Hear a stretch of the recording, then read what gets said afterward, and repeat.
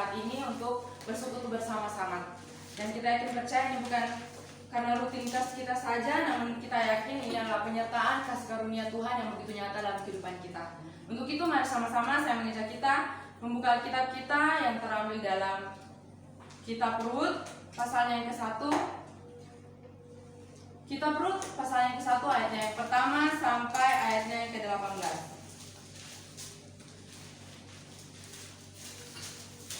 Kitab Rut ayatnya yang pertama sampai pasal yang pertama ayat yang pertama sampai ayatnya yang ke-18.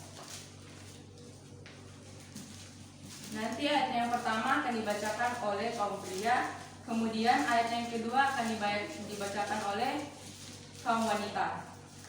Begitupun seterusnya. Nanti ayat yang ke-18 kita akan bacakan bersama-sama. Namun sebelum itu saya akan membacakan judul perikopnya, yaitu Rut dan Naomi. 3, 2, ya. Janganlah hakim pemerintah ada kelaparan di tanah Israel. Lalu pergilah seorang dari Betlehem beserta istrinya dan kedua anaknya ke daerah Moab untuk menetap di sana sebagai orang asing. Nama orang itu ialah Elimelek, nama istrinya Naomi, dan nama kedua anaknya Mahlon dan Kilion. Semuanya orang-orang Efrata dari Betlehem Yehuda. Dan setelah sampai ke daerah Moab, diamlah mereka di sana. Kemudian adalah Elimelek suami Naomi, sehingga perempuan itu tertinggal dengan kedua anaknya. Keduanya mengandung perempuan Moab, yang pertama bernama Orpa, yang kedua bernama Rut, dan mereka diam di situ kira-kira 10 tahun lamanya. Lalu matilah kedua-duanya, yakni Mahlon dan Kilion, sehingga perempuan itu kehilangan kedua anaknya dan suaminya. Kemudian berkemaslah ia dengan kedua menantunya, dan ia pulang dari daerah Moab, sebab di daerah Moab ia mendengar bahwa Tuhan telah memberikan hikmatnya dan memberikan makanan kepada mereka. Maka berangkatlah ia dari tempat tinggalnya itu bersama-sama dengan kedua menantunya. Ketika mereka sedang di jalan pulang ke tanah Yehuda, Berkatalah Naomi kepada kedua menantunya itu, pergilah, pulanglah masing-masing ke rumah ibunya. Tuhan kiranya menunjukkan kasih-Nya kepadamu, seperti yang telah tunjukkan kepada orang-orang yang telah mati itu dan kepadaku. kiranya atas karunia Tuhan akan mendapat tempat perlindungan masing-masing di rumah suaminya. Lalu dicunyahlah mereka, tetapi mereka menangis dengan suara keras. Dan berkatalah kepadanya, tidak, kami ikut dengan engkau pulang kepada bangsamu. Tetapi Naomi berkata, pulanglah anak-anakku, mengapakah kamu turut dengan aku? Bukankah tidak akan ada lagi anak lelaki yang berkenan untuk jadi dari suamimu nanti? Pulanglah anak-anakku, pergilah, sebab sudah terlalu tua aku untuk bersuami. Seandainya diriku ada harapan bagiku, dan sekalipun malam ini aku bersuami, bahkan sekalipun aku masih melahirkan anak laki-laki. Masakan kamu nanti sampai mereka dewasa? Masakan karena itu kamu harus menahan diri dari satu suami? Janganlah kiranya demikian, anak-anakku. Bukankah jauh lebih pahit yang aku alami daripada kamu? Sebab tangan Tuhan terhadap terhadap aku. Menangis pula mereka dengan suara keras, lalu Orpa mencium mertuanya yang menggembira diri, tetapi Rut tetap berpaut padanya. Berkatalah Naomi, telah pulang iparmu kepada bangsanya dan kepada para Allahnya. Pulanglah mengikuti iparmu itu. Tetapi kata Rut, janganlah desak aku meninggalkan engkau dan pulang dengan tidak mengikuti engkau. Sebab kemana engkau pergi, ke situ juga aku pergi, dan di mana engkau bermalam, di situ juga aku bermalam. Bangsamu lah bangsaku, dan Allahmu lah Allahku. Di mana engkau mati, aku pun mati di sana, dan di sana aku dikuburkan. Beginilah kiranya Tuhan menghukum aku, bahkan lebih daripada itu, jikalau sesuatu apapun memisahkan aku dari engkau, selain daripada Paul. Bersama-sama. Ketika Naomi melihat bahwa Rut berkeras untuk ikut bersama-sama dengan dia, berhentilah ia berkata kepadanya.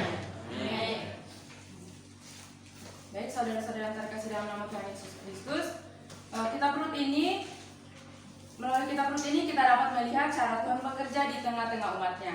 Dan perlu kita ketahui, kitab Rut ini juga ditulis oleh Nabi Samuel pada zaman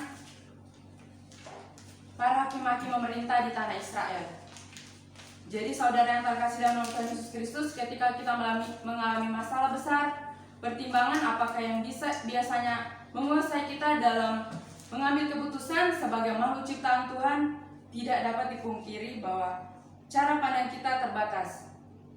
Apalagi kita sebagai anak-anak Tuhan, tentunya dalam setiap mengambil keputusan, apalagi kita dalam suasana emosi, itu pasti tidak akan dapat mengendalikan diri kita masing-masing. Untuk itu saudara-saudara terkasih dalam nama Tuhan Yesus Kristus, lewat renungan pada pagi hari ini, saya akan memberikan tema yaitu pilihanmu menentukan masa depanmu. Jadi lewat firman Tuhan pada hari ini, saya ingin sampaikan kepada teman-teman atau saudara-saudara yang terkasih dalam nama Tuhan Yesus Kristus, ada 3 bentuk pilihan yang boleh kita lihat pada nas pagi hari ini. Yaitu yang pertama, kita bisa lihat pada ayat yang pertama. Pada zaman para hakim memerintah, ada kelaparan di tanah Israel. Lalu pergilah seorang dari Betlehem Yehuda beserta istrinya dan kedua anaknya laki-laki ke daerah Moab untuk menetap di sana sebagai orang asing. Jadi pilihan atau keputusan yang pertama yaitu kita bisa lihat dari Elimelek. Keputusan apa yang dia ambil yaitu meninggalkan Israel dan menetap di Moab. Kemudian pilihan yang kedua yaitu kita bisa lihat dari Naomi, yaitu di ayatnya yang ke-6 sampai 7. Di sini keputusan atau pilihan yang diputuskan oleh Naomi yaitu Naomi ingin atau memutuskan kembali ke tanah Yehuda. Kemudian pilihan yang ketiga kita bisa lihat di ayatnya yang ke-14. Di sini Ruth memutuskan untuk tetap tinggal dan berpaut kepada Naomi. Jadi saudara-saudara yang terkasih dalam nama Tuhan Yesus Kristus, lewat nas renungan pada pagi hari ini atau persekutuan kita pada pagi hari ini, saya mengajak saudara-saudara sekalian, mari sama-sama kita menentukan dengan baik pilihan kita. Adapun cara atau tahapan apa saja yang kita harus lewati, yaitu yang pertama, tentukan pilihan yang dapat menjadi berkat. Kita bisa lihat di ayatnya yang ke-14. Menangis pula mereka dengan suara keras. Lalu Orpa mencium mertuanya itu minta diri, tetapi Ruth tetap berpaut padanya. Jadi saudara-saudara yang terkasih dalam nama Tuhan Yesus Kristus, kita sama-sama ketahui kejadian atau cerita dari keluarga Elimelek ini. Mereka melakukan perjalanan dari tanah Israel menuju tanah Moab karena ada suatu kelaparan di tanah Israel. Jadi kita lihat di sini kejadiannya kedua anak dari Elimelek itu meninggal. Namun sebelum itu Elimelek dulu yang terlebih dahulu meninggal, kemudian anaknya. Jadi otomatis kedua menantu dari Elimelek dan istrinya juga menjadi janda. Karena melihat keadaan mereka di tempat itu, Naomi memutuskan untuk balik atau kembali ke tanah Yehuda. Tetapi dalam perjalanan, Naomi memberitahukan kepada kedua menantunya itu agar mereka kembali ke tanah kelahiran mereka di tanah Moab. Jadi kita bisa lihat di sini ada satu pilihan. Ruth lebih memilih untuk mengikuti Naomi, mama mertuanya tersebut. Tetapi Orpa memilih untuk kembali. Jadi saudara-saudara terkasih dalam nama Tuhan Yesus Kristus, di sini kita bisa melihat bagaimana Ruth memilih suatu pilihan yang memberkati. Di mana berkat yang kita lihat? Di sini dia melihat, kita tahu bersama bahwa seorang janda sudah pasti memiliki kesusahannya sendiri. Jadi Ruth mempunyai balas kasihan atau kasih. Dia memilih untuk bersama-sama dengan mertuanya itu, yakni Naomi. Jadi kita lihat di sini, Ruth memilih untuk menjadi berkat untuk mertuanya itu. Jadi yang kedua, apa saja yang perlu kita lakukan untuk menentukan pilihan kita? Yaitu yang kedua, jangan jadikan dunia sebagai standar penentu. Jangan jadikan dunia sebagai standar penentu. Kita bisa lihat di ayat yang ke-16 dan 17. Tetapi kata Ruth, janganlah desak aku meninggalkan engkau dan pulang dengan tidak mengikuti engkau. Sebab kemana engkau pergi, ke situ jugalah aku pergi. Dan di mana engkau bermalam, Di situ jugalah aku bermalam. Bangsa mula bangsaku, Allah mula Allahku. Di mana engkau mati, aku pun mati di sana. Dan di sanalah aku dikuburkan. Beginilah kiranya Tuhan menghukum aku. Bahkan lebih